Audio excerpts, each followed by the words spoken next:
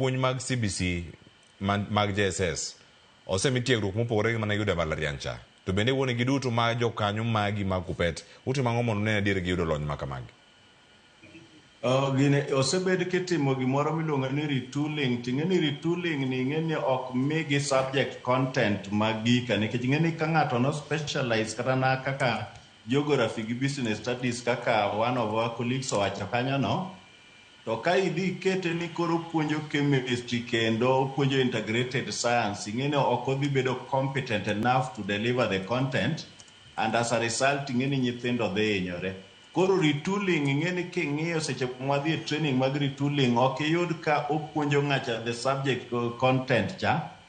Koro gima timore ni universities ema onego bed engaged so that early enough koro iketo students mag university specialize subjects, but nitiere one of our colleagues owacho gimoro ma riek kabisa. Owacho ni sama ne ndiko jo JSS to ne nitiere P1 teachers mang'eny mane osetieko.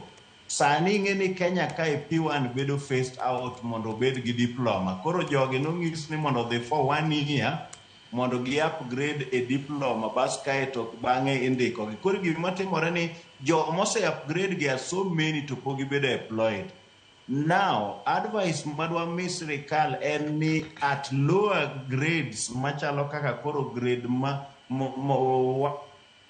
to 9 gichak infuse mondo jo P1 machon makoro upgrade to diploma gi ochak puonjo grade 7, 8 and 9 nikech gin no puonj gi ne gibedo trained on all the subjects. Then our colleagues manyocho ndiki e JSS gi sama JSS transition kadhi e secondary, some of them, not even some of them, wanto wadwaro kata ni giduto te koro giyud gibiye e senior schools nikech senior schools dhibedo gi nyithindo mang'eny kabisa. Right now ka Nairobi ka for instance, I'm in the center of Nairobi, tang'eyo ni Apail nitiere but katiesi kacha. Koro Apail for instance skunde mantiere around there mag comprehensive mabro bedo ka feed Apail biro bedo so many ma I'm foreseeing ni kadi population ma Apail en kata singa dhano 2,000 gi gimoro, to then samwadhi bedo gi grade 9 tibro bedo ka that number bro dhi kata 3,500. Koro ng'iso malong'o ni mano bro dwaro more teachers. Koro momiyo jo JSS mano sendiki mano specialized secondary subjects ariyogi o transition wayud ka moko kuom gi kan transition to secondary schools mondo gidhi gi beef up puonj madhi bedo e grade 10. Grade 10, 11 kabro dhi nikech grade 10 chakore next year, then wabro bedo ka wadhi seamlessly kamano. Koro kuom mano challenge maduong' mantiere ni retooling no is not enough, especially retooling mitimo gi TAC is very shoddy. Seche moko wayudo retooling mitimo gi jo master enemi yudo ka seche moko bedo gi content moro manyalo konyo kata japuonj. To kotim retooling gi jo TAC to gitimo retooling moro ma in most cases ochako duoko ji me rote learning gi cramming moro mane timore 844 system. Stephen Yogo, wawinje yo makare odo mane mondo ibed mana e dier kamera mari bere dier kamera mari kar kanyo kae to bang'e wayud picha ni moro malong'o ka wane yamo mondo mi wawinji kanye kama intiere kama idhieno koro emi bed kanyo ka waloso koro nyaka watiek chenro mondo mi warang kaka wawinje yo makare kiki kiti malo kanyo kiwinja achiel kachiel gima nitiere kar kanyo madapenji sani en ni utime ang'o ka usefanyo ni retooling gi duol ma ndiko jopuonj TSC ok ni kare kaka jokupet mochung' ne rango ratiro mag jopuonj utime ang'o? One is to agitate.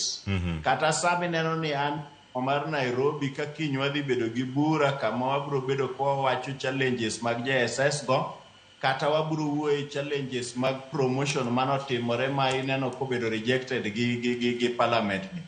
wabro nyiso gi mondo gichiw list no bas kaeto wang'isgi ni jopuonj ma osebudho higni mang'eny ka puonjo ang'o miyo gi promote gi. Jopuonj mano osebedo ka act to giwe nang'o to ang'o miyo japuonj mosetieko higa achiel e job group to bedo promoted. Nyiso ni nitie gima narach. Koro gigo wabro bedo kowach. Koro our duty en ni challenges mag JSS gi as we get them, nikech most of the JSS teachers kaka Homa Bay County an gi wall moro mwawuoye kod gin jopuonj ma very proactive, they still have a lot of energy.